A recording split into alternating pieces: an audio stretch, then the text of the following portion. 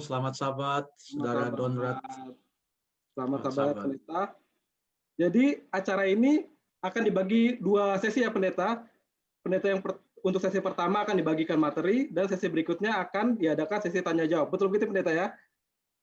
Iya, kalau ada waktu untuk tanya Oh, jawab kalau ya. ada waktu. Ya, Pendeta. Baiklah. Sebelumnya untuk sesi tanya jawab, bila ada teman-teman ataupun orang tua kami yang ingin bertanya kepada Pendeta Sabuin mengenai tema acara kita sahabat ini, boleh langsung chat, baik itu public chat ataupun private chat ke saya, dan pada sesi tanya jawab nanti kita akan mencoba untuk mengulas pertanyaan-pertanyaan tersebut. Baiklah, tanpa berlama-lama lagi, mari kita persilakan Pendeta Richard Sabuin untuk membawakan materi pada sahabat ini. Silakan, Pendeta.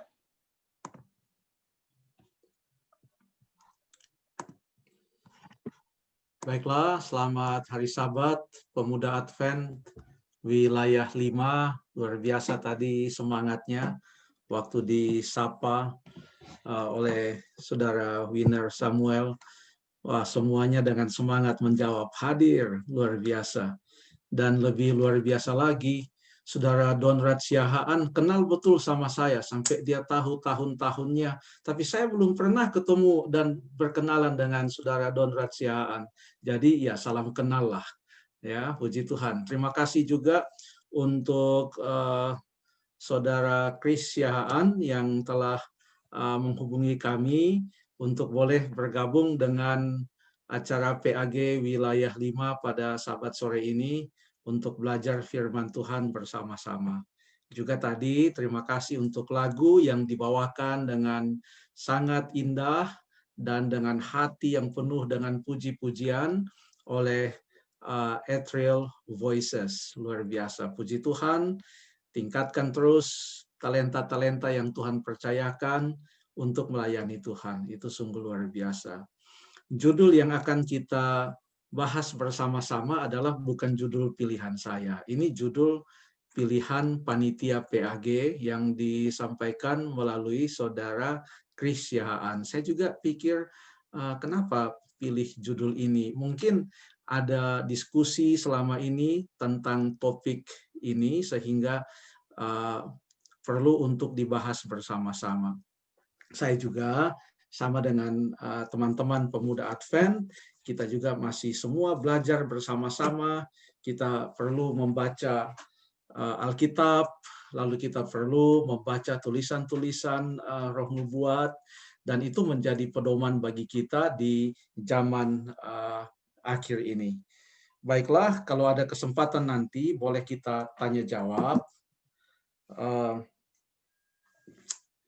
Sebelum saya lanjutkan, saya ingin mulai dengan apa yang biasa disebut dengan praanggapan. Orang yang biasanya melakukan riset biasanya mempunyai praanggapan atau presupposisi, presupposition. Jadi karena di dalam suatu pembahasan tidak semua harus dibahas, karena ada topik-topik yang harus dibahas misalnya di ruangan kelas untuk waktu 1 semester, ada topik-topik yang sangat luas. Jadi topik-topik yang luas itu harus disempitkan agar supaya kita fokus hanya kepada beberapa hal saja. Topik yang dipilih pada saat ini mengenai terang besar dan terang kecil adalah tentang hubungan antara Alkitab dengan tulisan-tulisan Ellen White, tulisan-tulisan Roh Nubuat.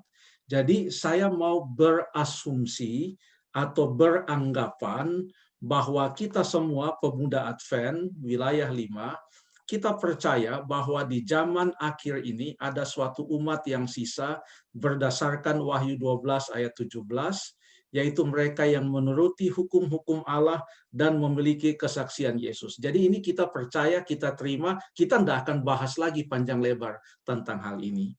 Saya juga berasumsi dan beranggapan bahwa kita percaya bahwa kesaksian Yesus adalah roh nubuat, yaitu karunia nabi. Kita juga percaya bahwa pada zaman akhir ini Tuhan memberikan karunia nubuat melalui kehidupan, pelayanan, dan tulisan-tulisan Ellen G. White. Itu saya berasumsi bahwa kita semua percaya akan hal itu. Jadi pembahasan ini bukan untuk membuktikan hal tersebut lagi. Kemudian saya juga beranggapan bahwa Ellen G. White diilhami Roh Kudus dalam menuliskan tulisan-tulisannya, akan tetapi perlu ditafsirkan dengan kaidah-kaidah yang benar. Lalu kemudian sebelum kita lanjutkan, saya buat pembatasan. Jadi pelajaran ini membahas hubungan antara tulisan-tulisan Ellen G. White dan Alkitab. Bagaimana menafsirkan tulisan-tulisan tersebut, serta peran tulisan-tulisan Ellen White bagi umat yang sisa di zaman akhir ini. Jadi inilah fokus dari pembahasan kita untuk melihat hubungan antara tulisan-tulisan Ellen White dengan Alkitab. Ya, jadi kalau ada pertanyaan nanti, biarlah pertanyaan-pertanyaan itu ditanyakan di dalam ruang lingkup pembatasan ini. Oke, sekarang kita akan melihat sejenak hal-hal yang kita sudah percayai, bahwa kita percaya ada satu umat yang sisa yang muncul setelah masa 1260 tahun melalui nubuatan tersebut. Jadi di awal-awal abad yang ke-19, gerakan-gerakan yang akhirnya berujung pada munculnya umat yang sisa di zaman akhir ini telah mulai. Ciri-ciri dari umat yang sisa, mereka menuruti hukum Allah, memiliki kesaksian Yesus. Mereka adalah umat yang mengandalkan Yesus. Mereka menang dalam kehidupan setiap hari oleh darah anak domba. Mereka muncul bersamaan dengan munculnya suatu kekuasaan yang disebut dalam kitab Wahyu sebagai binatang yang muncul dari dalam bumi. Kemudian mereka atau umat yang sisa ini mempunyai pekabaran Injil yang kekal. Umat yang sisa ini juga mempunyai misi, bukan misi lokal atau misi regional atau misi nasional, tapi misi global. Karena pekabaran 3 malaikat itu katanya dikabarkan kepada seluruh bangsa, suku, bahasa, dan kaum. Jadi sasaran pekabaran Injil yang dikabarkan oleh umat yang sisa itu adalah sifatnya global. Umat yang sisa ini bukan Babylon, sebagaimana tanggapan sebahagian orang yang menuding bahwa umat yang sisa itu yang sekarang ini ada adalah Babylon. Kita hanya mau melihat saja ini ringkasan-ringkasan di sini. Dan kita percaya ini adalah umat sisa yang terakhir. Tidak ada lagi yang sisa dari yang sisa dari yang sisa. Karena di dalam Alkitab hanya menyatakan dalam Wahyu 12 ayat 17, inilah umat sisa itu. Umat yang sisa ini mengabarkan pekabaran sembahlah Allah yang ada kaitannya dengan hari Sabat. Dalam umat yang sisa ini, pribadi-pribadi secara individu ada kelemahan. Masing-masing kita mempunyai kelemahan. Dan panggilan untuk bertobat itu adalah panggilan untuk setiap pribadi-pribadi agar kita bisa bertobat. Tetapi walaupun di dalam pribadi setiap orang ada kelemahan-kelemahan, Yesus tetap ada di dalam umat yang sisa ini dan akan terus menolong umat yang sisa ini. Di sini kita melihat ada istilah roh nubuat. Kita akan mengkaitkan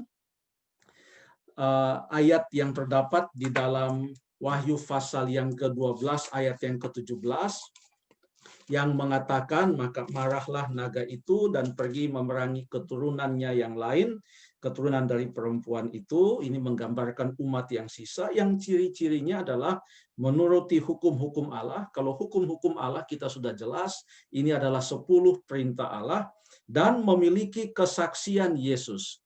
Apa itu kesaksian Yesus? Dijawab juga oleh kitab Wahyu dalam pasal yang ke-19 ayat yang ke-10 yang mengatakan sembahlah Allah karena kesaksian Yesus adalah roh nubuat. Jadi sering kita mengatakan menurut tulisan-tulisan roh nubuat, sering istilah ini kita gunakan, roh nubuat, roh nubuat. Jadi roh nubuat ini adalah kesaksian Yesus. Apa yang dimaksudkan dengan kesaksian Yesus? Apakah ini kesaksian apa saja tentang Yesus atau kesaksian yang Yesus berikan, ya? Jadi yang dinamakan dengan kesaksian Yesus adalah bukan kesaksian apa saja tentang Yesus, karena kalau kesaksian apa saja tentang Yesus, maka itu sifatnya adalah sangat subjektif. Setiap orang boleh mengatakan apa saja tentang Yesus, walaupun belum tentu apa yang ia katakan tentang Yesus adalah memang ajaran Yesus. Jadi yang disebut dengan kesaksian Yesus adalah kesaksian atau ajaran yang sumbernya adalah dari Yesus sendiri. Itu yang dimaksudkan dengan kesaksian Yesus. Wahyu pasal yang ke-19 dan Wahyu pasal 19 ayat 10 mempunyai paralel dengan Wahyu pasal yang ke-22 ayat 8 dan ayat yang ke-9. Karena di dalam Wahyu pasal yang ke-22 ayat 8 dan ayat yang ke-9 juga menyebutkan tentang perkataan sembahlah Allah. Khususnya dalam ayat 9 mengatakan, janganlah berbuat demikian, aku adalah hamba sama seperti engkau dan saudara-saudaramu, para nabi, dan semua mereka yang menuruti segala perkataan kitab ini. Sembahlah Allah.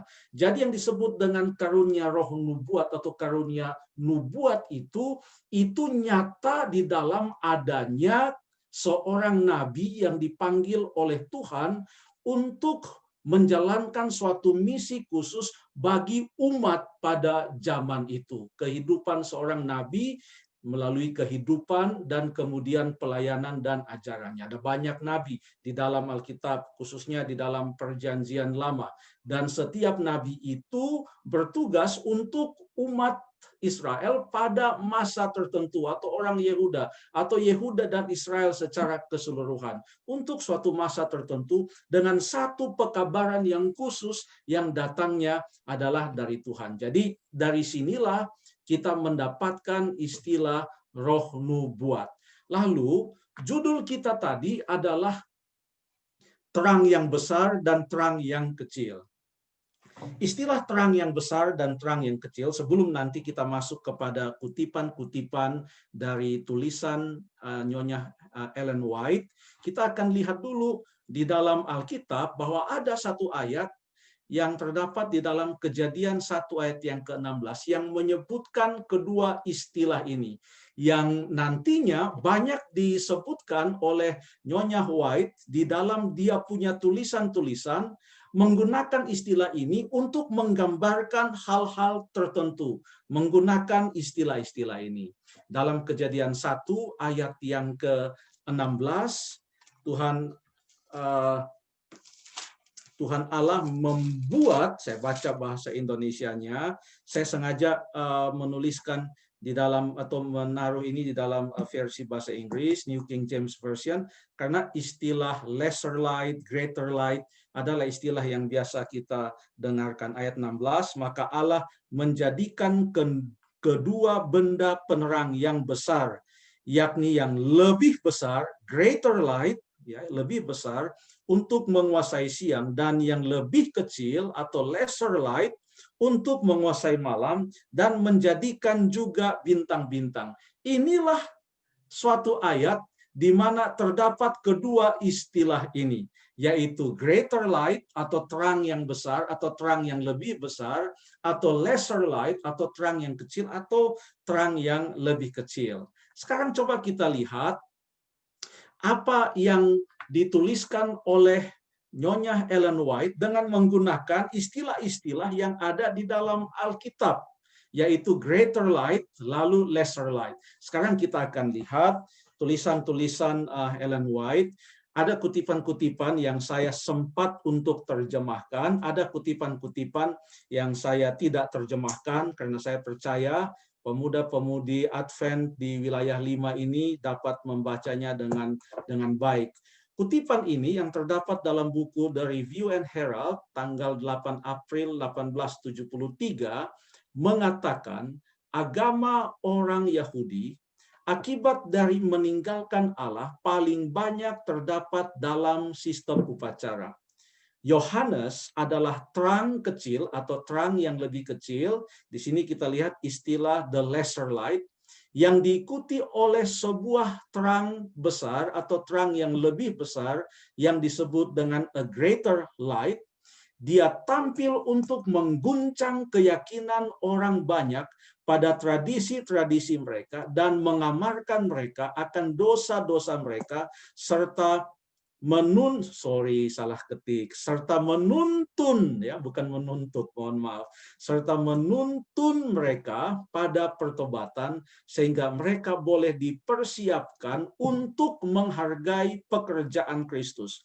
Perhatikan bahwa di dalam kutipan ini ada istilah terang kecil dan ada istilah terang besar. Ada istilah lesser light, terang yang lebih kecil, dan istilah greater light atau terang yang lebih besar. Coba teman-teman pemuda Advent wilayah 5 perhatikan dengan seksama.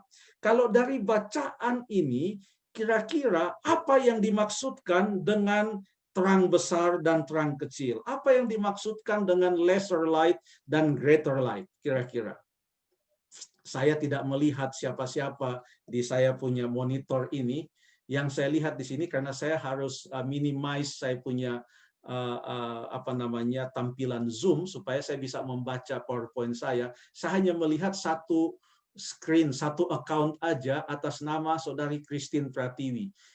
Itu pun gelap dan hanya itu yang saya lihat. Jadi saya tidak lihat kalau ada yang angkat tangan atau ada yang mau mengatakan sesuatu. Kira-kira apa yang kita lihat di dalam kutipan ini? Apa yang dimaksudkan dengan lesser light? Sangat jelas dikatakan di sana bahwa yang disebut sebagai lesser light itu adalah siapa? Dikatakan John was the lesser light. Ternyata Yohanes, dalam hal ini adalah Yohanes Pembaptis, disebut sebagai lesser light. Terang kecil dalam kutipan ini, ya, dalam kutipan ini, terang kecil itu adalah Yohanes. Lalu terimplikasi, tersirat dari kutipan ini, kalau terang kecil itu adalah Yohanes, maka terang yang besar itu adalah Yesus Kristus. Dan tugas dari Yohanes adalah untuk menuntun orang datang kepada Yesus Kristus. Ya. Lalu kemudian kita baca lagi masih dari sumber yang sama, yaitu Review and Herald, halaman 8 April tahun 1873. Kutipan kita lanjutkan. Kutipan ini berkata, Allah berkomunikasi dengan Yohanes oleh inspirasi, ilham, menerangi nabi itu. Yohanes disebutkan sebagai nabi, menerangi nabi itu sehingga dia bisa menyingkirkan tahayul dan kegelapan dari pikiran orang-orang Yahudi yang jujur yang telah tertimbun atas mereka. Sudah bertimbun-timbun ini tahayul dan kegelapan pada pikiran orang Yahudi. Yohaneslah yang ditugaskan oleh Allah untuk bisa mengguncang hal itu, ya, karena itu sudah bertimbun-timbun dalam pikiran mereka melalui ajaran-ajaran yang salah secara turun-temurun. Di sini di sini tulisan atau kutipan Nyonya White ini mengatakan bahwa Yohanes itu diilhami oleh Allah. Sebab dikatakan Allah berkomunikasi, God communicated to John by inspiration. Ya.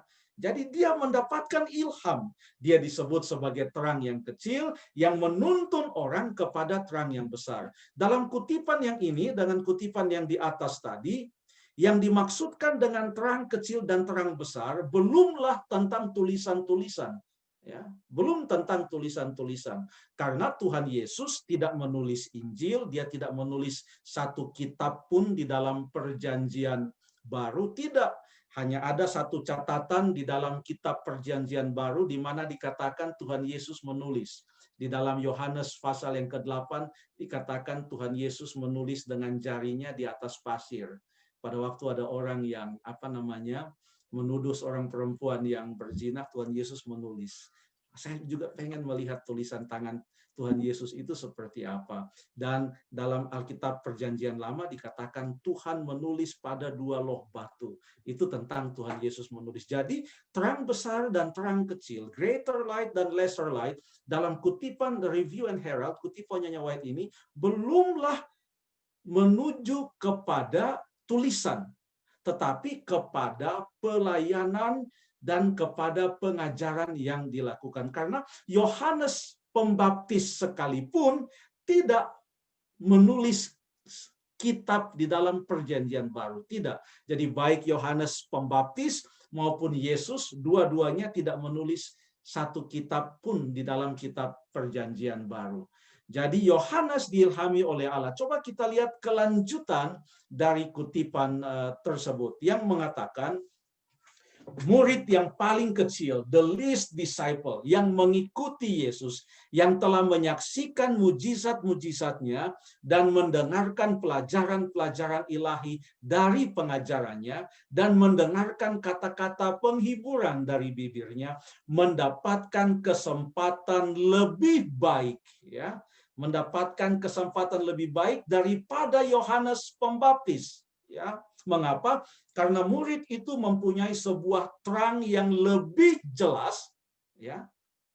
Tidak ada terang yang telah bersinar atau yang akan bersinar pada pemikiran manusia yang sudah jatuh dan berdosa, kecuali yang dikomunikasikan melalui Dia yang adalah terang dunia. Jadi Tuhan Yesus itulah dia katakan, akulah terang dunia. Karena Dia adalah terang dunia, maka ada firman Tuhan. Dan nabi-nabi menyaksikan tentang Yesus, menyaksikan tentang Allah.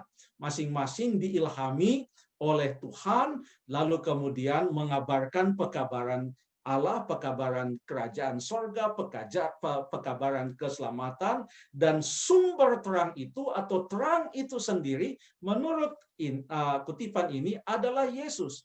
Yesus adalah terang dunia dan Yesus adalah sumber terang.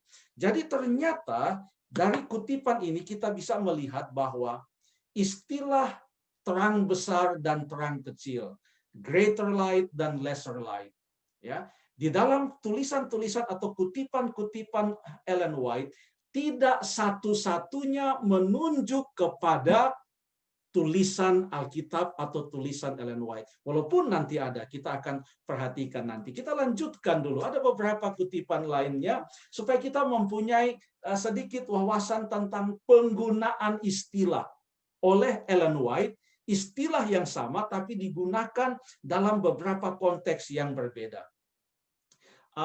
Yang dikatakan, nah sekarang saya melihat bahwa saya berbicara kepada diri saya sendiri di dalam monitor ini. Ini luar biasa, seperti saya lagi berdiri di depan cermin ini. Jadi no problem, tidak ada masalah. Siapapun yang saya lihat di monitor saya percaya kita semua sedang mendengarkan. Apa yang dikatakan dalam majalah The Signs of the Times 25 Agustus 1887, tulisan Nyonya White mengatakan, dengan kedatangan pertama Kristus, tampillah sebuah era terang dan kemuliaan yang lebih besar. Tetapi adalah sebuah sikap dosa tidak bersyukur untuk meremehkan dan merendahkan terang yang lebih kecil, lantaran sebuah terang yang lebih sempurna dan lebih mulia telah terbit. Mereka yang meremehkan berkat-berkat dan kemuliaan masa Yahudi tidaklah disiapkan untuk terberkati oleh pekabaran Injil. Nah, sekarang istilah yang sama, ada greater light atau terang besar, ada lesser light, tetapi di dalam tulisan ini Nyonya White berbicara tentang sesuatu hal yang lain, bukan antara Yohanes Pembaptis dan Yesus yang tadi kita sudah sebutkan. Saya minta izin minum dulu.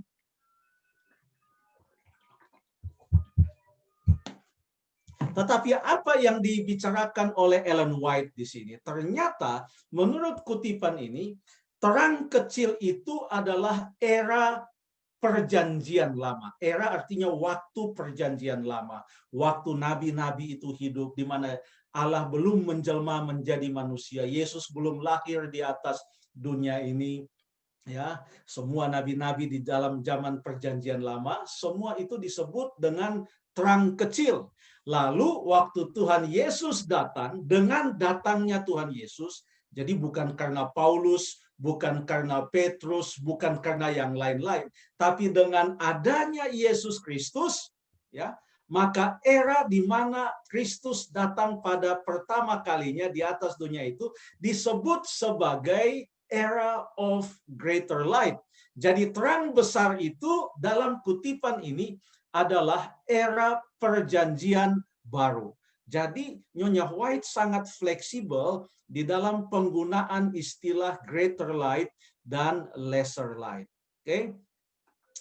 Sekarang coba kita lihat istilah terang kecil dan terang besar seperti yang biasanya kita pahami. Sekarang kita akan baca sebuah kutipan yang sudah sangat lazim bagi banyak pemuda Advent, bagi orang Advent, dan ini terdapat dalam The Review and Herald tanggal 20 Januari tahun 1903, halaman 15. Kutipan ini mengatakan, little heed is given to the Bible, and the Lord has given a lesser light to lead men and women to the greater light. Disinilah ada istilah lesser light, lalu kemudian greater light. Konteksnya kita akan lihat sekarang berbeda. Sudah ada dua pemahaman tentang lesser light dan greater light berdasarkan konteksnya. Ini adalah yang ketiga, dan inilah yang biasanya sering kita gunakan karena banyak di kalangan kita, di kalangan gereja Advent, setiap kali berbicara greater light dan lesser light, langsung, oh, greater light Alkitab, lesser light tulisan Ellen White. Dari sinilah kutipan itu berada. Namun kita akan coba melihat sedikit latar belakangnya. Kutipan tadi kurang lebih berarti sedikit perhatian diberikan kepada Alkitab, dan Tuhan telah memberikan sebuah terang yang lebih kecil untuk menuntun orang kepada terang yang lebih besar itu, ya. Jadi kalau kita perhatikan tadi di dalam kutipan bahasa Inggrisnya dikatakan the Lord has given a lesser light, satu terang kecil, to lead men and women to the greater light. Jadi the greater light itu adalah merupakan standar, makanya dia pakai definite article the.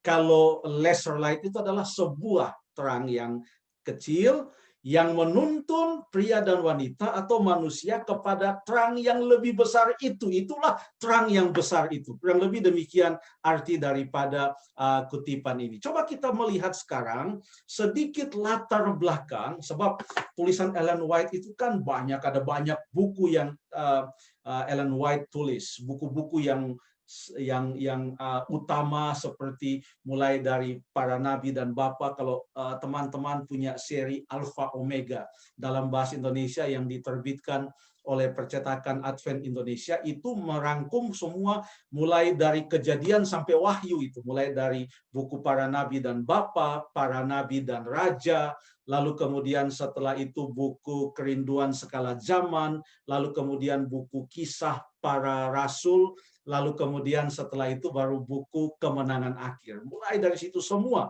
Jadi kalau kita baca itu buku, mulai dari buku para nabi dan bapa sampai kepada buku Kemenangan Akhir, itu menolong kita untuk memahami Alkitab mulai dari Kejadian sampai Wahyu. Jadi karena tulisan Ellen White itu kan walaupun ini adalah kutipan-kutipan yang sangat penting, tapi kutipan ini tidak pernah datang sendiri.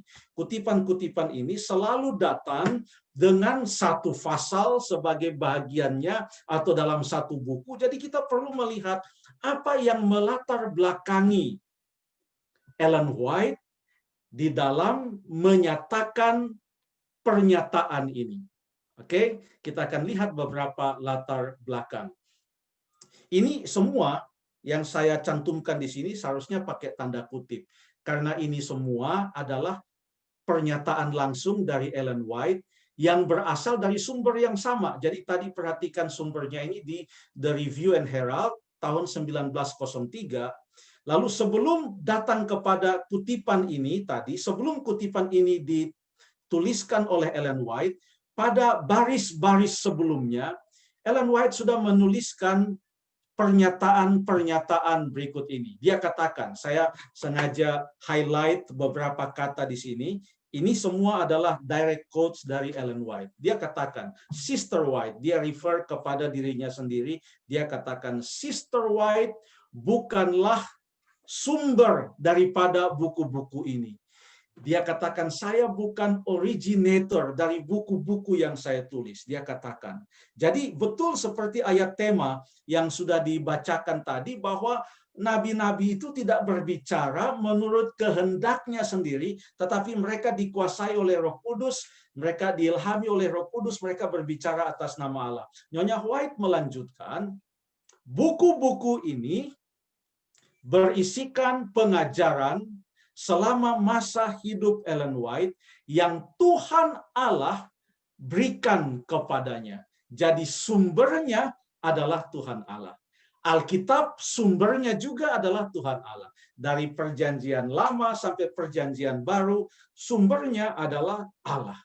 Kemudian Nyonya White katakan tulisan-tulisannya juga bukan hasil rekayasa atau imajinasinya, tetapi juga Allah yang memberikan. Ia katakan tulisan-tulisan atau buku-buku itu mengandung terang yang sangat berharga dan yang menghiburkan, menguatkan, yang Allah dengan murah hati telah berikan kepada hambanya untuk disampaikan atau diberikan kepada dunia. Jadi sekali lagi dia tekankan Allah yang memberikan.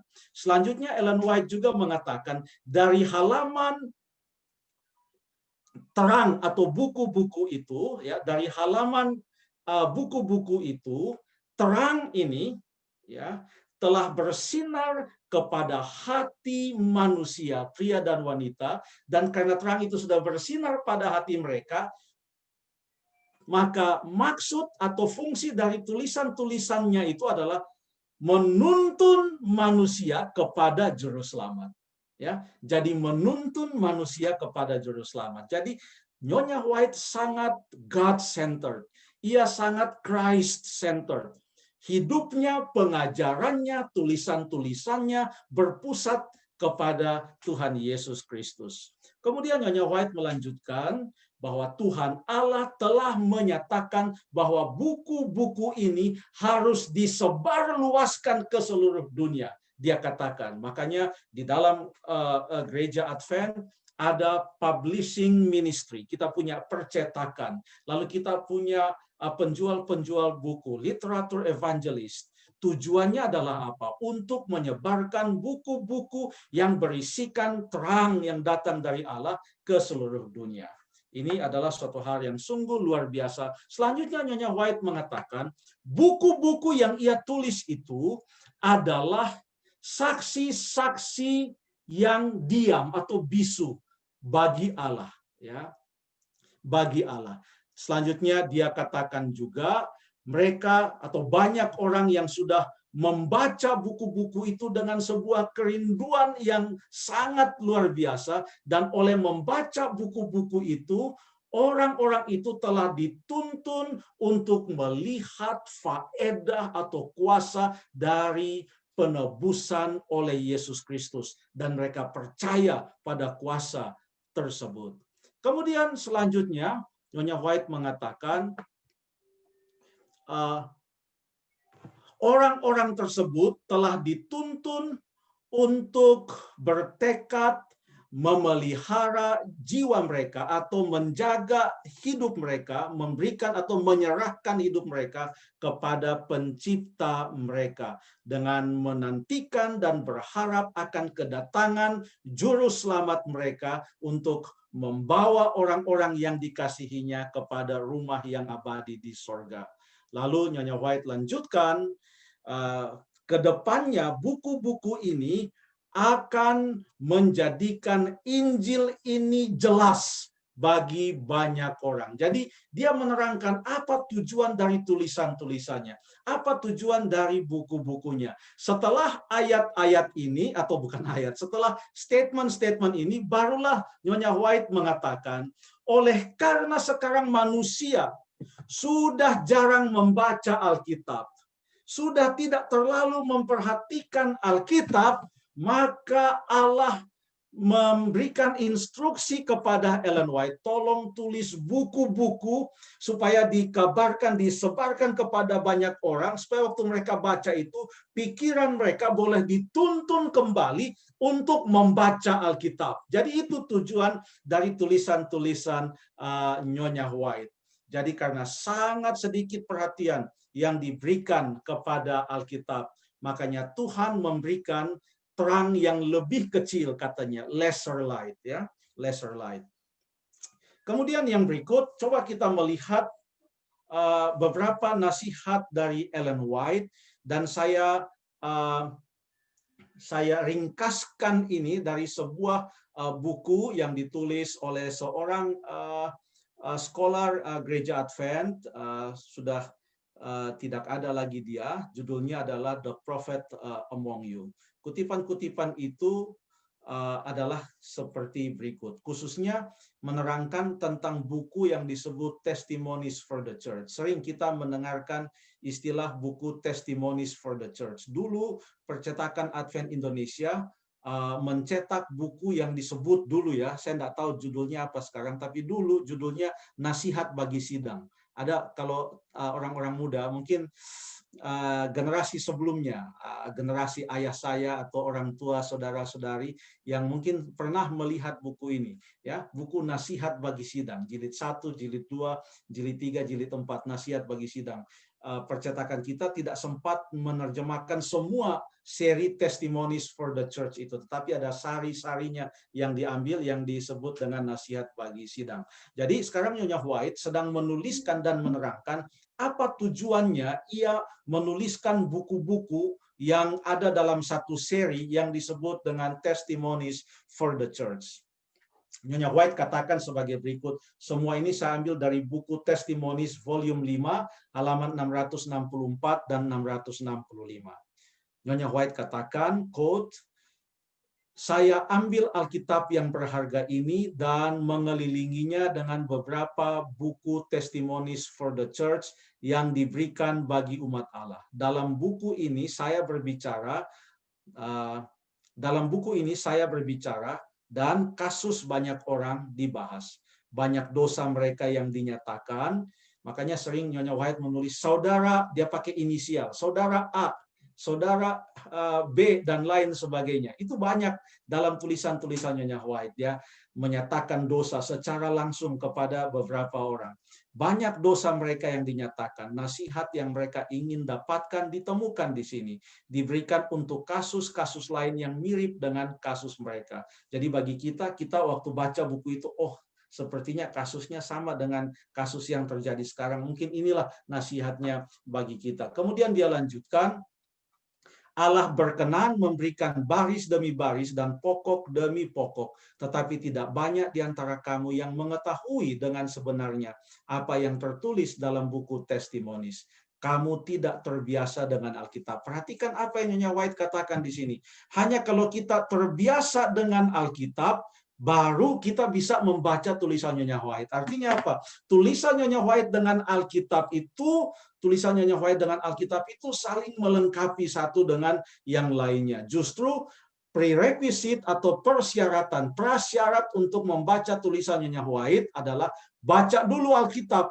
Jangan kita tidak pernah baca Alkitab langsung membaca tulisan Nyonya White. Dia katakan kalau kita tidak terbiasa dengan Alkitab, tidak pernah membaca Alkitab, tidak tekun membaca Alkitab, maka kita tidak akan mengerti apa yang dituliskan oleh Nyonya White dalam buku-bukunya, khususnya buku Testimonies for the Church. Dia lanjutkan, jikalau kamu menjadikan Alkitab sebagai pokok pelajaranmu dengan semua kerinduan untuk mencapai standar Alkitab dan meraih kesempurnaan Kristen, kamu seharusnya tidak membutuhkan buku Testimonies, dia katakan. Jadi buku Testimonies for the Church itu diberikan kepada mereka yang tidak mau belajar Alkitab dan mereka ditegur.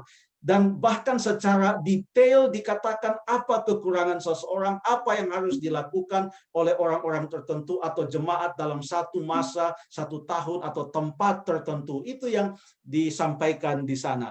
Jadi dia katakan kalau saja Alkitab ini sudah dijadikan suatu pokok pelajaran kita untuk mencapai suatu standar kehidupan kekristenan yang baik, maka tidak baca buku Testimonies pun tidak jadi masalah. Demikian kata Nyonya White. Dia lanjutkan, adalah karena kamu lalai membiasakan dirimu dengan buku ilham Allah, maka dia telah berusaha untuk menjangkaumu oleh nasihat-nasihat yang sederhana dan langsung memanggil perhatianmu kepada kata-kata ilham yang kamu lalai untuk taati dan mendorong kamu untuk membentuk hidupmu selaras dengan ajaran-ajarannya. Maksudnya ajaran-ajarannya adalah ajaran-ajaran Alkitab yang suci dan meninggikan, ya, karena orang lalai dengan Alkitab, ya. Kemudian yang berikut, sebelum saya lanjutkan, inilah judul yang diminta oleh PAG Wilayah 5, jadi kita akan lanjutkan. Dalam buku The Great Controversy, halaman pendahuluan yang ke-7 dikatakan roh tidak diberikan ataupun dicurahkan untuk melebihi Alkitab, karena firman Allah dengan jelas menyatakan bahwa firman Allah adalah standar oleh mana semua ajaran dan pengalaman harus diuji. Jadi roh tidak diberikan ataupun dicurahkan untuk melebihi Alkitab, karena firman Allah dengan jelas menyatakan bahwa firman Allah adalah standar oleh mana semua ajaran dan pengalaman harus diuji. Sekarang ada 8 hal, saya katakan 8 bukan artinya mau panjang ini hanya satu hal, hanya 2 slide aja kurang lebih, ya. Jadi ada 8 maksud dari tulisan-tulisan Ellen White, dan ke-8 maksud ini diambil dari suatu buku yang sama yang Nyonya White tuliskan, Testimonies for the Church, volume yang kelima, halaman 654 sampai 691. Di sana ditemukan, Nyonya White sendiri mengatakan apa maksud dari tulisan-tulisannya itu. Yang pertama, maksud dari tulisan Ellen White adalah untuk meninggikan Alkitab. Untuk meninggikan Alkitab. Testimonies bukan untuk mengecilkan firman Allah, melainkan untuk meninggikannya. Yang kedua, tujuannya adalah untuk menarik pikiran pada Alkitab. Ya. Testimonies bukan untuk mengecilkan firman Tuhan, melainkan untuk meninggikannya dan menarik pikiran kita pada firman Tuhan. Ya. Di gereja kita ada buku Seventh-day Adventist Bible Commentary. Banyak anggota-anggota jemaat yang di rak buku mereka di ruang tamu, mereka mempunyai seri Bible Commentary ini. Sekarang gereja kita sedang mereview Bible Commentary kita, dan mungkin tahun depan sudah akan ada Bible Commentary yang baru, seri yang baru, ya. Di dalam Bible Commentary ada kurang lebih 50.000 kutipan Nyonya White. Ya, sungguh luar biasa. Jadi bukan mengecilkan firman Allah, justru meninggikan firman Allah. Yang ketiga, dikatakan membawa pikiran pada kebenaran yang selama ini telah dilalaikan. Ya, adalah karena kamu lalai membiasakan dirimu dengan buku ilham Allah, maka dia telah berusaha untuk menjangkaumu oleh nasihat-nasihat yang sederhana dan langsung. Tadi kita sudah baca, itu adalah maksud dari tulisan Ellen White. Kemudian yang keempat adalah menanamkan kebenaran. Nasihat-nasihat yang tertulis bukan dimaksudkan memberikan terang yang baru. Ya. Sehingga ada orang mempertentangkan, saya lebih percaya Ellen White daripada Alkitab. Itu adalah statement yang salah. Kalau ada yang mengatakan saya lebih percaya tulisan Ellen White daripada saya lebih percaya tulisan Ellen White daripada Alkitab, itu adalah pernyataan yang tidak sesuai dengan maksud dari tulisan Ellen White yang Ellen White sendiri katakan. Jadi kita tidak bisa memilih, aduh saya lebih enak ikut Ellen White aja, soalnya di Alkitab kurang cocok. Bukan. Karena ya Ellen White sendiri mengatakan dalam buku Testimonies jilid yang kelima bahwa nasihat-nasihat yang tertulis dalam tulisan-tulisannya itu bukan dimaksudkan memberikan terang yang baru, tetapi untuk memberi kesan yang tegas pada hati manusia tentang kebenaran. Kebenaran dari inspirasi yang telah dinyatakan. Jadi untuk menekankan kepada manusia pentingnya kebenaran-kebenaran Alkitab tersebut. Yang kelima, untuk membangunkan pikiran. Membangunkan pikiran. White mengatakan melalui testimonies atau buku seri Testimonies for the Church, Allah telah memaparkan kebenaran-kebenaran besar di hadapan umat untuk membangunkan dan memberikan kesan akan kebenaran pada pikiran mereka sehingga semua mendapatkan kebenaran tanpa ada alasan. Jadi orang tidak bisa beralasan, aduh saya tidak ngerti. Ellen White katakan, saya terangkan apa yang dimaksudkan oleh Alkitab. Jadi tidak ada alasan mengatakan kita tidak memahami Alkitab. Karena tulisan-tulisan Ellen White menerangkan dan sangat meninggikan Alkitab. Yang keenam, menyederhanakan kebenaran. Ya, tidak ada kebenaran tambahan yang disampaikan. Ini dalam tulisannya White, Testimonies volume 5, halaman 665. Ia katakan, tidak ada kebenaran tambahan yang disampaikan. Tetapi Allah melalui buku-buku testimonies ini telah menyederhanakan kebenaran-kebenaran besar yang telah diberikan. Menyederhanakan bukan menghilangkan, tapi membuat lebih mudah untuk dipahami. Itulah maksud dari Ellen White. Kemudian yang ketujuh, memberikan prinsip-prinsip dan cara penerapannya.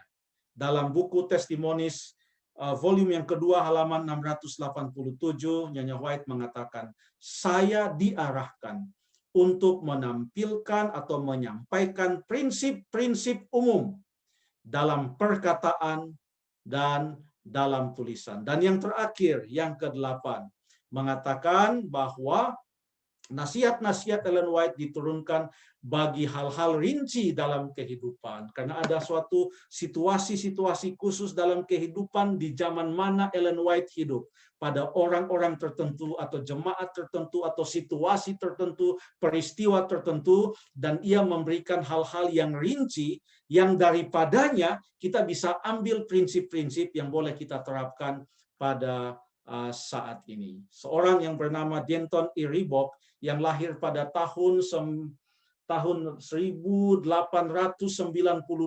kurang lebih 18 tahun sebelum Ellen White meninggal, dan dia meninggal tahun 1983, hampir 100 tahun usianya. Jadi dia sempat sejaman dengan Ellen White walaupun dia masih remaja pada saat itu. Dalam bukunya yang ia tuliskan, judulnya Believe His Prophets, ini orang Advent, seorang scholar, pernah menjadi rektor salah satu perguruan tinggi kita juga di Amerika pada saat ia masih hidup. Ia mengatakan tentang kaitan tulisan-tulisan Ellen White dengan Alkitab. Dan inilah yang Ellen White katakan tentang Alkitab, bahwa seluruh Alkitab adalah firman Allah yang diilhamkan. Dan manusia harus berpegang pada Alkitab mereka. Manusia harus percaya dan menuruti Alkitab agar tidak seorang pun hilang. Dalam Alkitab ditemukan penghiburan, tuntunan, nasihat, dan rencana keselamatan seterang cahaya matahari. Ya, seterang cahaya matahari. Alkitab cocok untuk kebutuhan semua orang, kaya dan miskin, berpendidikan dan buta huruf, semua usia dan golongan. Kebenaran Allah ditemukan di dalam firman-Nya. Tidak seorang pun perlu mencari di tempat lain kebenaran masa kini, atau yang disebut dengan the present truth. Karena Alkitab menyatakan kepada kita kebenaran zaman ini, berisi segala sesuatu yang seorang manusia perlukan untuk keselamatan. Semua informasi yang kita perlukan untuk keselamatan ada di dalam Alkitab. Alkitab memaparkan pola kehidupan Kristen. Jadi anjuran bagi kita menurut buku Kebahagiaan Sejati pasal yang kedua, kita perlu membaca Alkitab, kita perlu menelitinya, dan kita perlu merenungkannya. Dan ini adalah nasihat dari Ellen White sendiri. Ellen White sendiri menggunakan Alkitab. Mungkin saya stop aja dulu di sini, sebab ini sepertinya jadi mau kepanjangan kalau saya lanjutkan lagi. Tapi mungkin saya ambil 5-7 menit ya. Ellen White menggunakan Alkitab. Dan di dalam menggunakan Alkitab, Ellen White yang diilhami oleh Tuhan menggunakan Alkitab atau mengutip Alkitab dalam beberapa cara.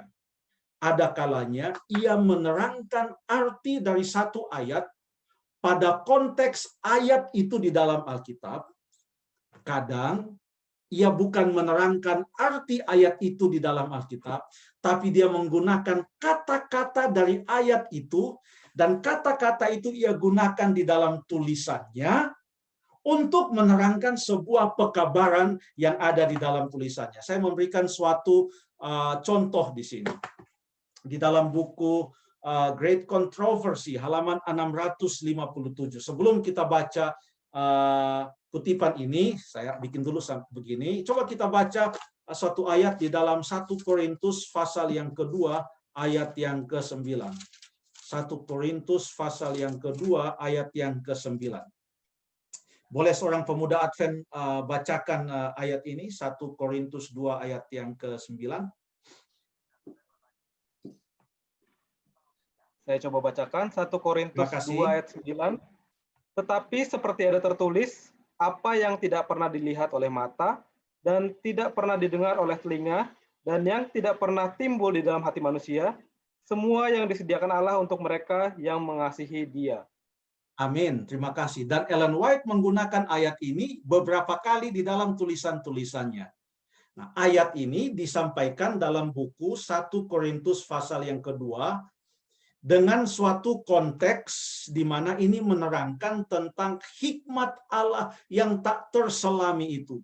Hikmat Allah tentang keselamatan itu. Yang tidak seorang pun bisa membayangkan, tidak pernah dilihat, tidak pernah didengar. Itulah yang Allah sediakan bagi manusia. Artinya itulah keselamatan yang Allah sediakan bagi manusia. Jadi sedang berbicara tentang rencana keselamatan, tentang hikmat Allah.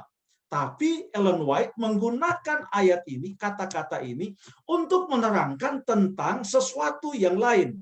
Dia katakan dalam buku The Great Controversy, halaman 675, setelah dia kutip 1 Korintus pasal yang kedua ayat yang ke-9, dia terangkan, bahasa manusia tidak memadai untuk menggambarkan upah bagi orang benar. Hanya mereka yang melihatnya bisa mengetahui. Tidak ada pikiran terbatas yang dapat memahami kemuliaan Firdaus Allah. Dia sedang menerangkan tentang sorga. Padahal di dalam 1 Korintus 2 ayat 9 dalam Alkitab, konteksnya adalah tentang hikmat keselamatan, bukan tentang sorga. Namun Ellen White yang diilhami oleh Roh Kudus, diilhami oleh Allah, dia menggunakan kata-kata ini untuk menerangkan tentang sorga. Dia diilhami oleh Allah, dia bisa melakukannya. Nah, di tempat yang lain, dia kemudian menggunakan ayat yang sama, dan disinilah ia menerangkan arti ayat ini sebenarnya di dalam konteksnya, di dalam buku 1 Korintus pasal yang kedua. Dia berbicara tentang hikmat Allah itu, yang tidak seorang pun pernah melihatnya, yang dinyatakan kepada manusia, pengetahuan yang sungguh luar biasa, yang menerangkan tentang dalamnya hal-hal tentang Allah itu, bagaimana kita manusia boleh diangkat menjadi anak-anaknya, dan kita diselamatkan. Ayat yang sama, tapi dia bisa gunakan untuk pekabaran-pekabaran atau maksud yang berbeda. Yang pertama tadi, ada beberapa cara, tapi minimal dua yang boleh kita bedakan. Yang pertama adalah untuk hanya menggunakan kata-kata itu saja untuk menerangkan sesuatu pekabaran yang lain, atau dalam tulisannya dia menerangkan apa arti kata-kata itu dalam konteksnya di dalam Alkitab. Saudara-saudara sekalian, yang selanjutnya adalah menafsirkan tulisan-tulisan Ellen White, tapi saya berhenti sampai di sini saja dulu. Saya lihat ini sudah kurang lebih 40-50 menit. Semoga Tuhan memberkati kita. Mungkin nanti ada sesi tanya jawab. Sesi tanya jawab artinya bukan saudara bertanya saya menjawab, tapi saudara bertanya entah saya tahu jawabannya atau tidak, ya saya memberikan tanggapan, kan begitu ya. Jadi terima kasih saudara Donrat Siahaan, terima kasih. Oke, terima kasih pendeta. Mencerahkan sekali bagaimana yang tadinya kita hanya mengasosiasikan terang kecil dan terang besar itu hanyalah tulisan Nyonya White dengan Alkitab, tetapi ternyata juga melambangkan banyak hal. Apakah itu Yohanes dengan Yesus, perjanjian lama dengan perjanjian baru, tetapi apapun itu, terang kecil itu menuntun kepada terang yang lebih besar. Oke, apakah masih bisa sesi tanya jawab, pendeta? Masih ini sepertinya ini. Sepertinya sulit? Masih banyak. Oh, masih banyak waktu. Baiklah. Senang sekali kita pendeta. Kalau hari Sabat, tanya jawab itu nggak boleh yang sulit-sulit. Ini kan hari Sabat. Jadi kalau hari Sabat, kalau hari lain bolehlah tanya yang sulit-sulit. Kenapa di sekolah Sabat jadi seru? Karena pertanyaannya dibuat sulit-sulit. Ya, dibuatlah yang mudah-mudah yang kita semua bisa menjawabnya supaya kita diberkati. Terima kasih. Ya, pendeta. Baiklah, pendeta. Saya melihat di sini Bapak D. Pakpahan mengajukan tangan. Boleh open mic, mungkin mau mengajukan pertanyaan. Ya, saya Betty. Saya dengan Betty. Oh, siap. Saya mau bertanya ke pendeta. Beberapa waktu lalu saya pernah mengikuti seminar dari salah satu pendeta. Maaf, saya harus keluar. Dari salah satu pendeta.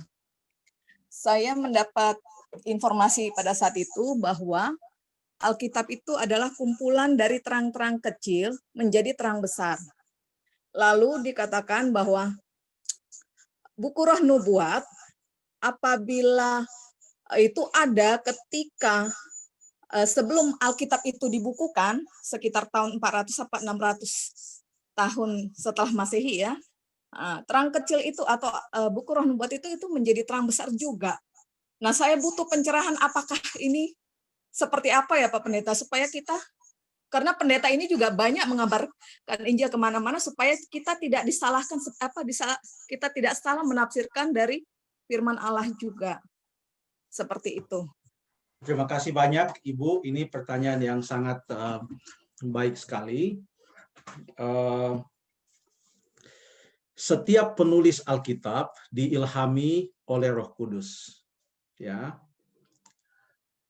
Ada ayat hafalannya dalam 2 Timotius pasal yang ketiga ayat yang ke-16.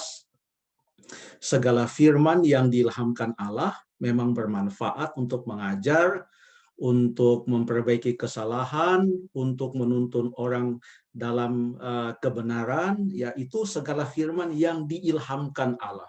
Ada ayat lain dalam 2 Petrus pasal 1 ayat yang ke-20-21, ayat inti kita, bahwa segala tulisan-tulisan ini tidak boleh ditafsirkan menurut kehendak kita sendiri, sebab oleh dorongan Roh Kuduslah orang-orang berbicara atas nama Allah. Jadi ada banyak penulis Alkitab, tidak ada yang bisa menentukan jumlahnya berapa.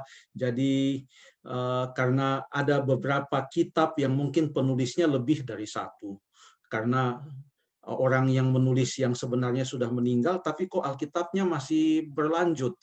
Ya, contohnya dalam buku Ulangan, Musa sudah meninggal, tapi masih ada satu pasal berikutnya. Nah, setelah Musa meninggal, siapa yang menulis pasal berikutnya itu? Mungkin Yosua yang menulis atau bagaimana. Jadi, tapi kurang lebih ada 35 sampai 40 orang lah yang menuliskan akan Alkitab ini. Setiap orang yang menuliskan Alkitab itu diilhamkan oleh Tuhan, diilhamkan oleh Roh Kudus, dan itu kita terima. Dan itu betul-betul dibuktikan dengan pekabaran Alkitab yang begitu menyatu dan harmonis, sekalipun banyak dari penulis-penulis Alkitab ini tidak mengenal satu dengan yang lainnya. Mereka hidup di dalam range waktu yang begitu panjang, kurang lebih 1.500-1.600 tahun, tetapi karena sumbernya sama, yaitu Roh Kudus, makanya pekabaran-pekabaran mereka itu tidak bertentangan. Tidak semua yang ditulis oleh seorang nabi atau seorang rasul masuk di dalam Alkitab. Tidak semua. Kemungkinan adalah karena mungkin sudah hilang itu suratnya, atau kemungkinan yang lain adalah karena sudah cukup apa yang masuk di dalam Alkitab mewakili apa yang dituliskan oleh rasul tersebut. Contohnya, Rasul Paulus. Rasul Paulus bukan hanya menulis 13 surat di dalam hidupnya. Dia menulis lebih banyak lagi dari apa yang dia tuliskan. Contohnya, kita buka di dalam Kolose pasal yang keempat. Kolose pasal yang keempat. Di sini ada suatu indikasi, kita baca di dalam ayat yang ke-16, Kolose pasal yang ke-4 ayat yang ke-16. Mungkin boleh seorang membacakan akan ayat ini.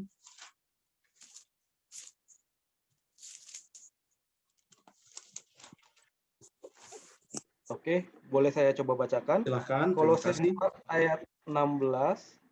Dan bila mana surat ini telah dibacakan di antara kamu, usahakanlah supaya dibacakan juga di jemaat Laodikia, dan supaya surat yang untuk Laodikia dibacakan juga kepadamu.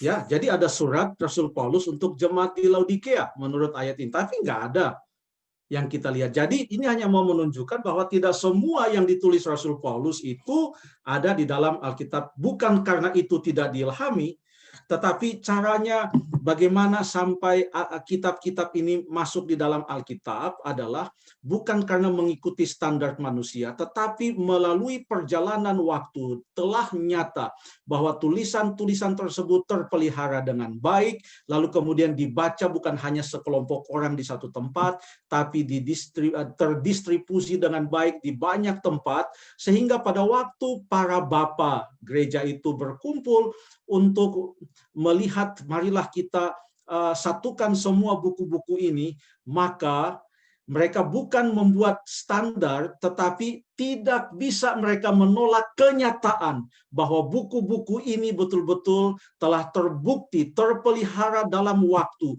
mengubah kehidupan banyak orang, ditulis oleh rasul-rasul, berpusat pada Yesus Kristus. Itulah sebabnya ada 27 buku Alkitab Perjanjian Baru dan 39 Alkitab Perjanjian Lama. Itu mungkin untuk pembahasan yang lain. Mungkin contoh lain lagi, bahwa tidak semua yang ditulis oleh seorang nabi atau rasul itu masuk di dalam Alkitab. Coba kita baca ayat yang lain dalam 1 Korintus pasal yang ke-5 ayat yang ke-9. 1 Korintus pasal yang ke-5 ayat yang ke-9. Ini dalam, kalau namanya 1 Korintus artinya surat Rasul Paulus yang pertama kepada jemaat Korintus. Tapi coba kita baca 1 Korintus 5 ayat 9. Tolong seorang bacakan ayat ini. Supaya betul-betul kita seperti dalam suatu aula bersama ini. Pakai mikrofon, berdiri, taruh di gang, di aisle, kemudian dibaca. Silahkan, tolong dibaca. Dalam suratku telah kutuliskan kepadamu, supaya kamu jangan bergaul dengan orang-orang cabul. Apa artinya ayat ini? Dalam suratku telah kutuliskan kepadamu, padahal ini surat 1 Korintus. Artinya sebelum 1 Korintus, Paulus sudah pernah tulis surat lebih dulu kepada jemaat di Korintus. Sudah ada surat, berarti paling tidak ada 3 surat yang Paulus pernah kirim kepada jemaat di Korintus. Jadi ini menyatakan bahwa tidak semua tulisan-tulisan yang dihasilkan oleh orang-orang atau rasul-rasul pada zaman dulu tidak semuanya masuk di dalam kanon Alkitab. Bukan karena mereka tidak diilhami, bukan. Tetapi mungkin karena tidak ada dia punya naskah dan lain sebagainya. Ada banyak hal yang bisa mempengaruhi hal itu. Itu yang pertama. Yang kedua, tidak semua nabi menulis. Ya. Tidak semua nabi menulis. Ada banyak nabi yang tidak menulis. Ya. Contohnya, Nabi Gad. Ada Gad namanya, Perjanjian Lama. Kalau Nabi Nathan, ada yang mengatakan dia menulis. Tapi tidak ada surat yang mengatakan dengan Nathan. Nathan yang menegur Daud yang melakukan kesalahan di hadapan Tuhan. Nabi Nathan. Ada banyak lagi nabi-nabi. Bahkan di dalam Alkitab, di dalam kitab Kisah Para Rasul, ada seorang nabi yang namanya Nabi Agabus. Ya. Jadi ada banyak nabi-nabi yang juga tidak menulis. Mereka tidak menulis. Ini menyatakan bahwa ya betul, kita percaya bahwa tulisan-tulisan Ellen White itu adalah diilhamkan oleh Tuhan. Ilham yang didapatkan oleh Nyonya White itu sama dengan nabi-nabi yang lain yang juga mendapatkan ilham. Orang ilhamnya adalah dari Tuhan. Tetapi mengapa itu disebut sebagai lesser light yang menuntun kepada greater light? Oleh karena greater light ini, tadi kita ada beberapa kutipan. Yang pertama adalah betul-betul merupakan sekumpulan kitab di mana semua penulisnya adalah orang-orang yang diilhami oleh Roh Kudus. Ya. Lalu kemudian betul yang tadi Ibu itu yang bertanya tadi mengatakan, sebab ada penulis yang hanya menulis sangat singkat. Ya, buku Yunus hanya 4 pasal, Habakuk hanya beberapa pasal, Hagai ada nabi-nabi kecil. Ya, mereka hanya menulis sedikit. Kalau hanya ada satu nabi saja yang menulis, kalau sekarang ini kita nggak punya Alkitab setebal ini, tapi kita hanya punya setipis ini saja, di mana di dalam jadi ini Alkitab yang tebal, kita hanya punya setipis ini saja yang datang kepada kita, dituliskan oleh satu orang saja, ya. Dia punya bobot tidak sama dengan semua, karena terang yang lebih besar bukan arti derajatnya lebih tinggi. Terang yang lebih besar artinya sudah melalui suatu kurun waktu yang sangat lama, dituliskan oleh begitu banyak orang. Lalu kemudian khususnya ini adalah orang-orang yang hidup pada zaman di mana firman itu diturunkan untuk umat Allah yang pertama kali, di mana umat Allah itu dituntun sampai keluar dari Mesir, dan nabi-nabi ini mendampingi umat Allah dari awalnya. Lalu kemudian terus sampai kepada zaman perjanjian baru di mana Yesus Kristus sendiri turun dari sorga, menjelma menjadi manusia, Allah menjelma menjadi manusia, orang mendengarkan secara langsung ajaran-ajarannya. Bahkan tadi kalau kita baca di dalam salah satu kutipan dikatakan bahwa salah satu murid Tuhan Yesus yang walaupun kalau kita mau anggap dia murid yang paling kecil, dia dianggap mempunyai kesempatan yang lebih besar dibandingkan Yohanes Pembaptis, sekalipun Yohanes Pembaptis mendapatkan ilham di dalam pekabaran-pekabarannya, tapi Yohanes Pembaptis tidak pernah mendampingi Tuhan Yesus untuk melihat secara langsung dia menyembuhkan orang, dia tidak pernah melihat secara langsung apa yang Tuhan Yesus lakukan dengan memberikan makan 5.000 orang. Makanya dalam Alkitab Yohanes pernah mengutus murid-muridnya, tolong tanyakan dulu kepada dia, apakah ini betul-betul Mesias yang akan datang, atau kita harus menunggu lagi Mesias yang lain. Disuruh tanya. Waktu datang murid-murid Yohanes itu kepada Tuhan Yesus katakan, kalian sudah melihat sendiri, katakanlah kepada Yohanes, orang buta melihat, orang lumpuh berjalan. Jadi Yohanes sekalipun ia diilhami, tapi dia punya kesempatan tidak sebanyak kesempatan yang dimiliki oleh murid-murid Tuhan Yesus yang mempunyai kesempatan mendengarkan secara langsung terang yang lebih besar. Karena Yesus Kristus itulah terang tersebut. Lalu kemudian untuk pertanyaan yang terakhir, kalau kalau Ellen White hidup pada masa, kalau Ellen White itu hidup pada masa nabi-nabi itu hidup, ya, pasti tulisan-tulisannya itu juga akan masuk ke dalam Alkitab. Kalau untuk ini saya tidak bisa berandai-andai. Kenapa? Karena Ellen White hidup pada zaman yang tepat menurut rencana Tuhan, di mana ia digunakan untuk menjadi pendamping bagi umat Allah yang sisa, baik melalui kehidupannya waktu dia masih hidup, maupun melalui tulisan-tulisannya. Perannya sangat khusus, yaitu mendampingi umat yang sisa, agar umat yang sisa ini betul-betul setia kepada Tuhan dalam mengabarkan pekabaran 3 malaikat sampai kepada kedatangan Tuhan Yesus yang kedua kali. Saya tidak tahu apakah, ya ini karena kita sudah mulai berandai-andai. Sekali kita berandai, maka jawaban-jawaban berikut kita juga akan berandai. Kalau dia hidup pada zaman dahulu, saya tidak tahu.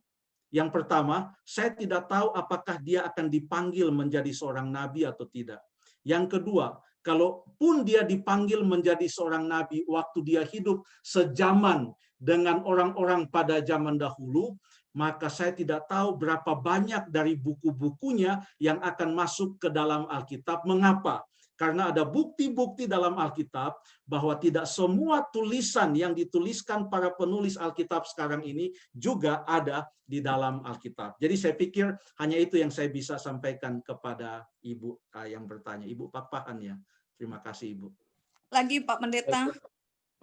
Boleh lagi Pak Pendeta? Ya, terserah Pak moderator kita ini. Boleh ganti Kak Betty ya. Oh gitu. Oke, iya. Soalnya kita kayak tinggal satu lagi pertanyaan pendeta dari Bapak Donald Silaen, maaf. Boleh Pak Donald Silaen? Ya, selamat sahabat. Silakan. Ini selamat sahabat. Pertanyaannya sehubungan dengan keberdosaan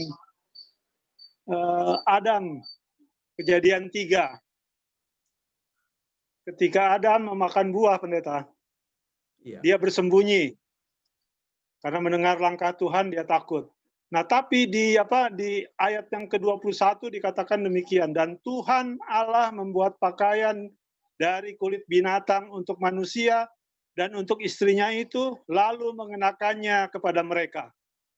Kita tahu ketika manusia berdosa, maka manusia berdosa tidak akan tahan, ya, muka dengan muka atau berhadapan dengan Sang Pencipta. Ya, itu jelas itu. Nah, kira-kira ada tidak yang bisa menjelaskan lebih baik dari ayat yang Kejadian 3 ayat 21 ini? Mengenakan itu apakah hanya metafora atau secara fisik memang dikenakan gitu ke mereka berdua? Terima kasih.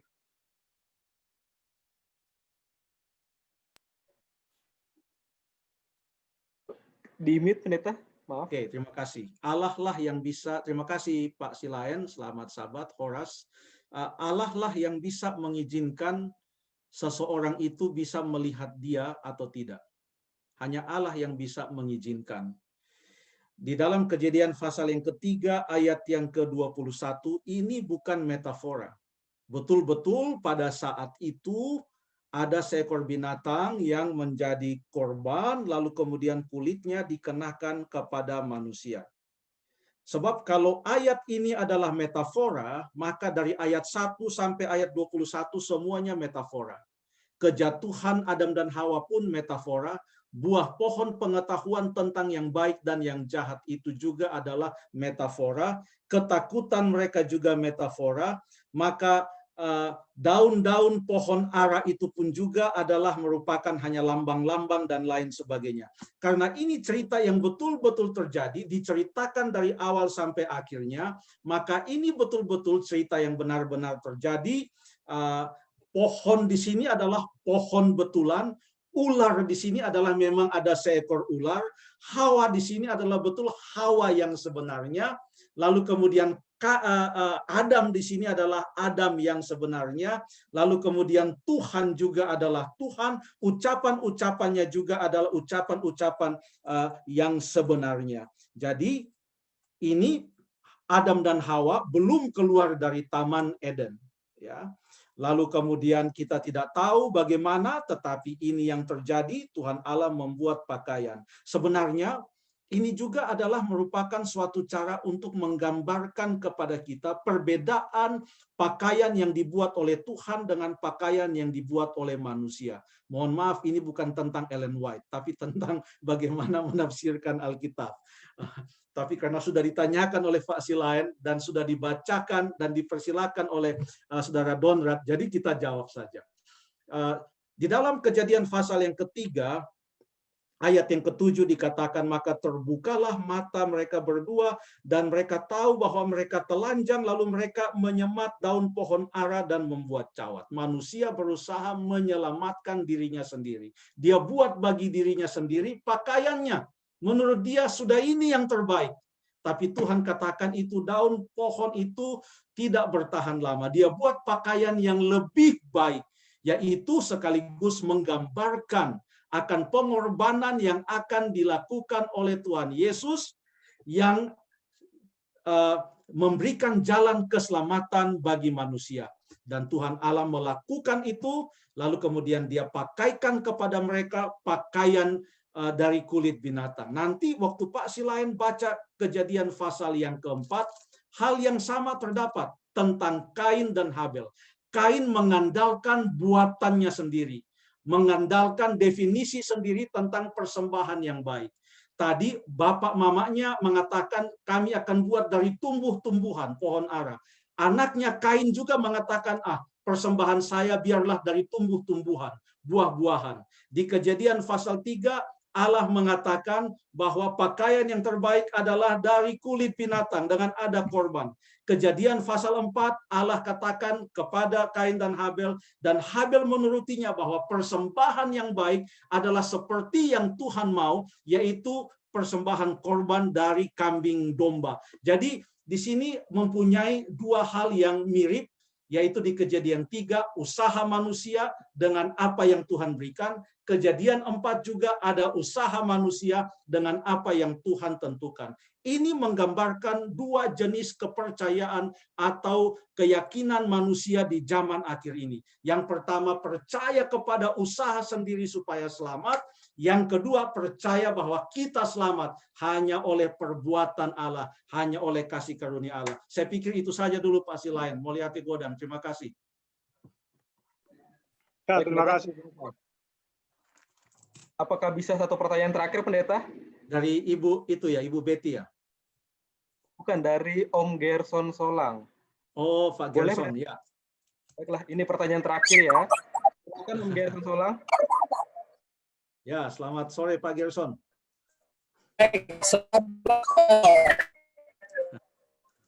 Saya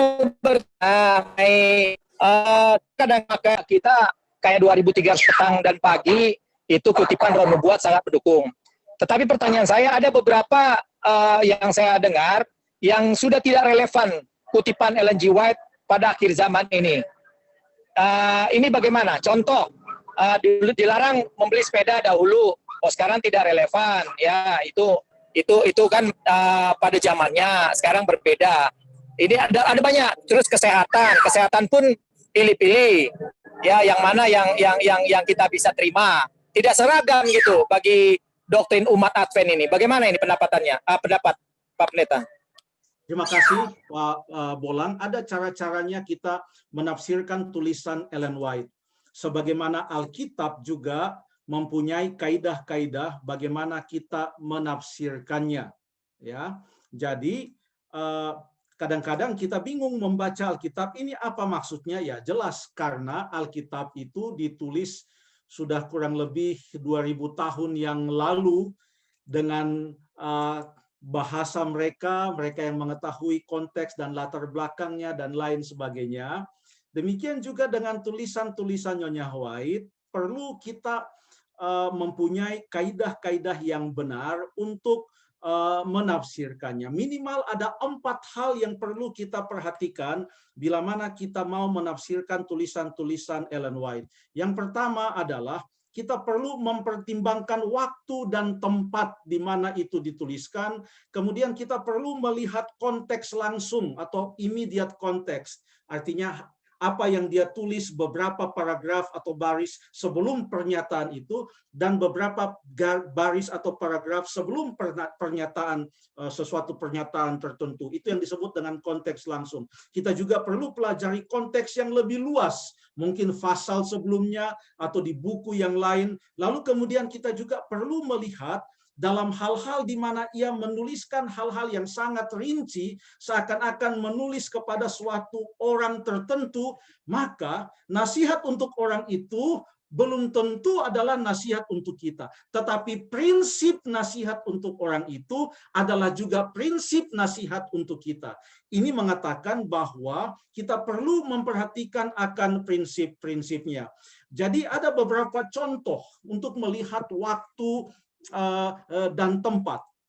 Contohnya, di tahun 1897, Nyonya White menulis dalam buku Review and Herald dalam sebuah artikel yang bertajuk The Bible in Our Schools. Dia katakan bahwa ada saatnya ahli bahasa Yunani dan bahasa Latin diperlukan. Ada yang harus belajar bahasa-bahasa ini. Itu baik, tetapi tidak semua dan tidak banyak yang seharusnya mempelajarinya.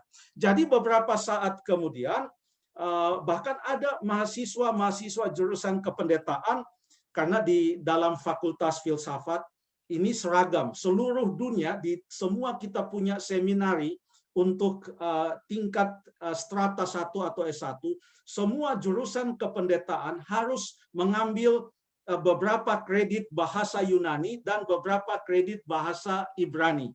Ya, itu harus. Tetapi ada mahasiswa mengatakan, loh ini tulisannya White mengatakan tidak harus kita mempelajari akan bahasa Yunani. Saya tidak mau mengambil bahasa Yunani. Tapi kita harus melihat apa maksud dari kutipan Nyonya White ini. Kita perlu mempertimbangkan waktu dan tempat. Ternyata yang dituliskan oleh Nyonya White ini adalah sehubungan dengan seminari kita yang berada di Battle Creek pada saat itu, yang sekarang telah menjadi Andrews University, yang berdiri pada tahun 1878 kalau tidak salah, Andrews, atau 1874 Andrews University ini berdiri, Bible Seminary kita dulu berdiri. Dan pada waktu itu adalah kewajiban dari pemerintah setempat bahwa semua kurikulum harus mengajarkan bahasa Yunani dan bahasa Latin, tapi bukan Alkitab, tetapi filsuf-filsuf Yunani dan filsuf-filsuf Latin. Dan tidak ada satupun Alkitab di sana. Untuk itulah Nyonya White katakan, jangan lagi belajar bahasa Yunani dan bahasa Latin itu. Itu tidak bisa diambil sebagai suatu instruksi bahwa mahasiswa kependetaan tidak boleh belajar bahasa Yunani. Lalu kemudian beberapa tahun kemudian, maka seminari kita membuat sebuah kurikulum bahasa Yunani, tapi bukan lagi filsuf-filsuf Yunani itu, di mana sama sekali mengajarkan hal-hal yang kosong, tidak ada dasar-dasar Alkitabnya. Tapi yang dibuat adalah ajaran bahasa Yunani Alkitab Perjanjian Baru. Jadi yang ditekankan di sana latar belakangnya, tempatnya, waktunya, keadaannya pada waktu itu adalah untuk menentang kurikulum yang tidak berdasarkan Alkitab, menentang kurikulum yang tidak mengajarkan Alkitab. Jadi pada waktu itu sudah mengajarkan Alkitab, maka bahasa Yunaninya tetap dipelajari. Jadi demikianlah kita mengartikannya. Yang berikut adalah kita perlu melihat konteks yang langsung, ya. Contohnya ada kutipan Nyonya White di sini di dalam buku Christ Objects Lesson. Dia katakan halaman 155. Dia katakan mereka yang menerima juru selamat, seberapa sungguh-sungguh pun pertobatan mereka, tidak boleh pernah diajarkan untuk berkata atau merasa bahwa mereka sudah selamat. Wah, bagaimana? Apakah kutipan Nyonya White ini mengajarkan bahwa kita harus terus ragu-ragu akan kita punya keselamatan. Sementara 1 Yohanes pasal yang kelima, ayat 12 dan ayat yang ke-13 mengajarkan bahwa kita harus merasa pasti akan keselamatan kita. Ternyata konteks langsung dari kutipan ini adalah Nyonya White sedang berbicara tentang Petrus. Tentang Petrus yang berkata bahwa sekalipun murid-murid yang lain ini meninggalkan engkau, aku tidak akan meninggalkan engkau. Bahkan aku akan mati bersama-sama dengan engkau. Yang ditentang oleh Nyonya White di sini bukanlah yang ditentang oleh Nyonya White di sini adalah sikap arogan yang mengandalkan kekuatan sendiri dan merasa yakin bahwa dengan self-confidence-nya, dengan kekuatannya, dia pasti tidak akan jatuh ke dalam pencobaan. Tetapi dalam kutipan yang selanjutnya, Nyonya White mengatakan, Nyonya White mengatakan, janganlah pernah kita ragu akan kemurahannya dan berkata, saya tidak tahu apakah saya selamat atau tidak. Jangan pernah begitu. Ini dalam konteks yang lebih besar. Dalam konteks yang ada dalam tulisan ini. Nyonya White katakan demikian. Oleh iman yang hidup, kita harus selalu berpegang erat pada janjinya. Karena ia telah berkata, sekalipun dosamu itu merah seperti kermizi, itu akan menjadi putih seperti salju. Sekalipun itu merah seperti kain kesumba, itu akan menjadi putih seperti bulu domba.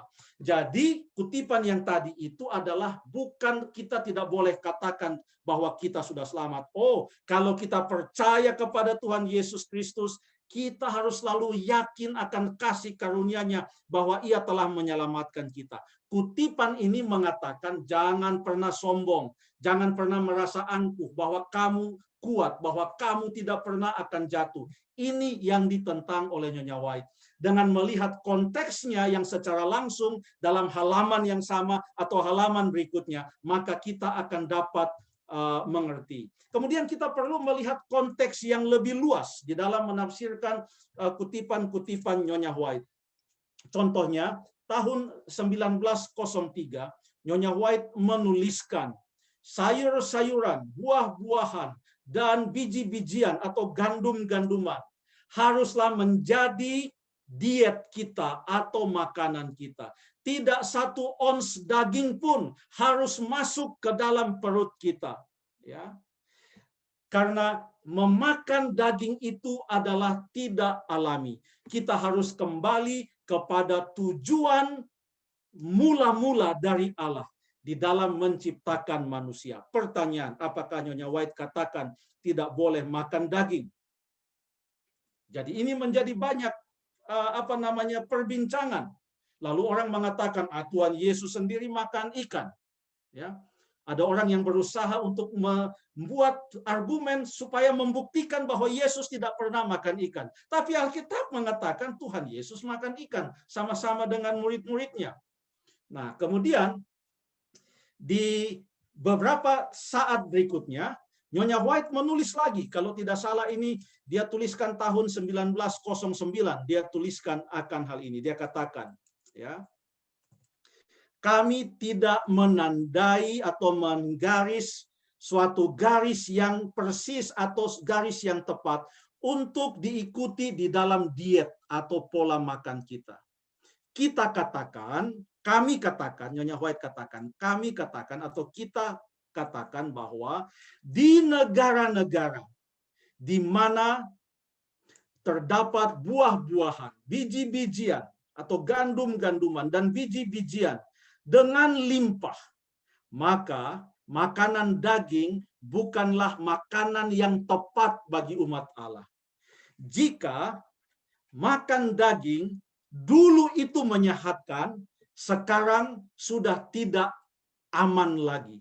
Penyakit kanker, tumor, kemudian penyakit paru-paru, kebanyakan disebabkan oleh makan daging.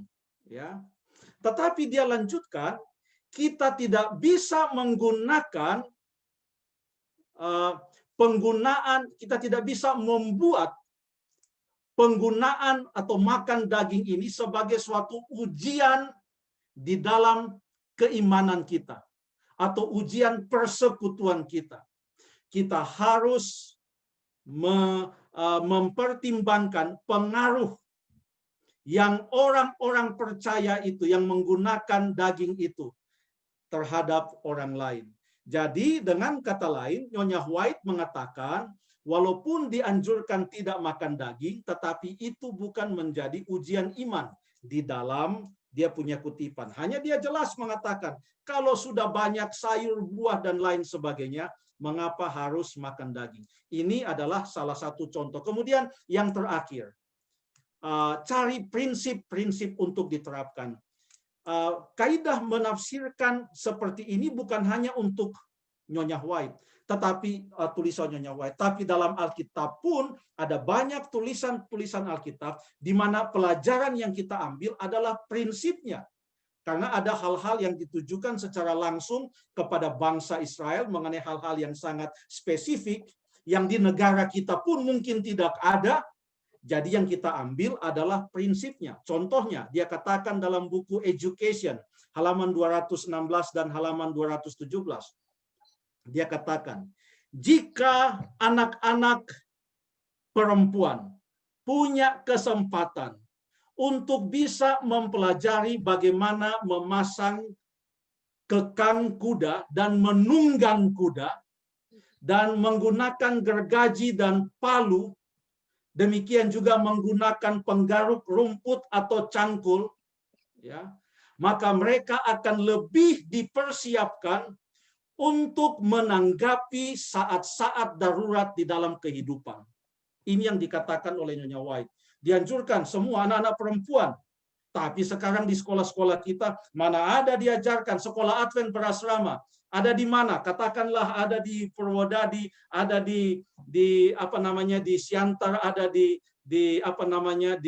Tompaso, ada di Nusa Tenggara, ada di Ambon, ada di Doyo Baru, dimanapun saja tidak ada pernah ekstrakurikuler menunggang kuda. Jadi apa yang dikatakan di sini? Yang ditanamkan di sini adalah prinsipnya, yaitu adalah semua anak-anak, ya ditekankan di sini anak-anak perempuan, harus dilatih supaya mereka juga bisa dipersiapkan untuk menghadapi hal-hal yang darurat di dalam kehidupan. Kenapa harus menunggang kuda? Bayangkan kalau orang tuanya sakit, tidak ada anak laki-laki. Dia harus bisa menunggang kuda untuk pergi cari dokter atau membawa orang tuanya untuk pergi ke dokter dan lain sebagainya. Kalau sekarang ini, ya anak-anak perempuan kita diajarlah hal-hal yang berguna supaya dalam saat-saat darurat atau emergency mereka juga bisa menolong. Jadi ini adalah suatu hal yang sangat spesifik untuk saat itu dan boleh kita ambil prinsipnya untuk sekarang. Kurang lebih seperti inilah kita boleh melihat dan menafsirkan tulisan-tulisan Nyonya White.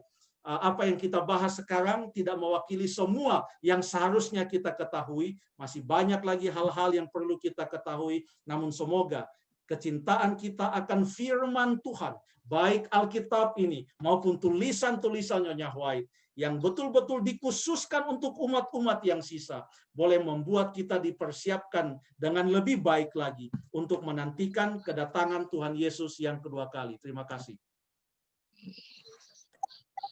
Baiklah, terima kasih kepada pendeta. Terima kasih Pastor, sangat jelas. Sudah sangat jelas ya. Terima kasih Pastor. Amin. Terima kasih kepada pendeta Sabuin yang telah membawakan materi dan menjawab pertanyaan-pertanyaan dari kita. Dan mohon maaf juga kepada jemaat-jemaat wilayah 5 bila pertanyaan-pertanyaannya belum dapat diakomodir pada kesempatan kali ini, apakah itu karena waktu kita yang sangat terbatas ataupun karena ketidaksesuaian dengan topik. Dan kesempatan kali ini saya serahkan kepada Ketua PAG Wilayah 5, Saudara Kusiahan, untuk menyampaikan apresiasi kepada narasumber kita. Saya persilakan. Shalom, sahabat pendeta Sabuin. Salam kenal juga. Meskipun secara personal kita belum pernah bertemu, namun kita sudah sering berinteraksi via chat ya, pendeta ya. Ini Ya, puji Tuhan. Ini Saudara Chris ya. Ya, betul. Oke, Chris. Terima kasih atas kesediaannya dan kerendahan hatinya untuk boleh bisa menjadi narasumber pada PAG di Sabat sore ini. Dan saya lihat semuanya sangat terberkati dan saya rasa sangat banyak sekali sebenarnya hal-hal yang masih perlu ditanyakan seperti itu. Namun kami karena keterbatasan waktu sehingga kita harus berakhir pada saat ini. Inilah pendeta hanya seperti simbol. Terima kasih kami dari Pemuda Advent Gabungan Wilayah 5 mengucapkan terima kasih kepada pendeta Richard Sabuin atas pelayanannya sebagai pembicara seminar terang besar dan terang kecil di Kebaktian PAG Wilayah 5 pada tanggal 21 November 2020. Baik. Dan saya berharap sekali pendeta ini bukanlah menjadi pertemuan kita yang pertama dan terakhir, ya. Saya akan berusaha lagi untuk memimpin pendeta tahun yang akan datang. Tahun yang akan datang saya akan mencoba lagi memimpin pendeta untuk boleh bisa menjadi narasumber kembali. Dan mungkin untuk next-nya, boleh pendeta mungkin ada durasi yang agak panjang kali ya. Karena saya lihat tadi juga banyak yang chat ke saya, masih banyak sekali sebenarnya pertanyaan-pertanyaan yang mau ditanyakan. Tapi mungkin saya juga takut kayak pendeta tadi sudah terus-terus minum, saya sudah agak capek pendeta ya. Mungkin sudah mulai dari pagi. Memang pas habis nih. Sudah habis ya. Jadi pas waktunya. Ya, baiklah sudah. Terima kasih pendeta sekali lagi atas kerendahan hatinya dan atas kesediaannya untuk boleh menjadi narasumber di PAG Wilayah 5. Semoga Tuhan memberkati segala pelayanan pendeta, memberkati keluarga dalam kesehatan, istri Ibu Paula ya, dengan kedua putra dan putri pendeta Sabuin dalam segala pelayanan serta aktivitasnya dan juga dalam kesehatannya. Tuhan memberkati. Terima kasih banyak Saudara Chris Yahaan yang telah mewakili PAG Wilayah 5. Saya dan istri saya harap saudara-saudara sudah melihat beliau hadir sejak tadi. 10 menit sebelum saya buka, beliau sudah katakan, ayo kita berdoa dulu. Jadi dia doakan saya dan sekarang dia hadir di sini. Terima kasih banyak Ibu Sabuin dan terima kasih Saudara Chris untuk kesempatan ini. Biarlah Tuhan menolong kita semua tetap setia kepada Tuhan. Terima kasih juga tadi sertifikatnya. Hanya sayangnya saya cuma baca kurang lebih 30 detik terus menghilang. Kalau berkenan dikirimlah lewat WA karena saya akan simpan itu sebagai suatu tanda kasih dan kenang-kenangan bahwa kita pernah bersama-sama saling melayani di dalam acara PA ini. Terima kasih banyak. Tuhan berkati. Siap. Ya. Baik, kita kembalikan kepada protokol.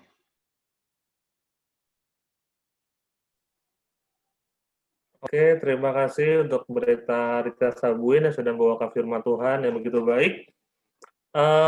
Kita akan, sebelum kita tutup sahabat, kita masih ada lagu spesial yang kedua, dan itu sebagai lagu pengantar kita untuk renungan tutup sahabat yang akan dibawakan oleh Bapak Pendeta Sumarna. Nanti setelah lagu spesial boleh langsung membawakan untuk renungan tutup sahabat. Lagu spesial yang kedua silakan.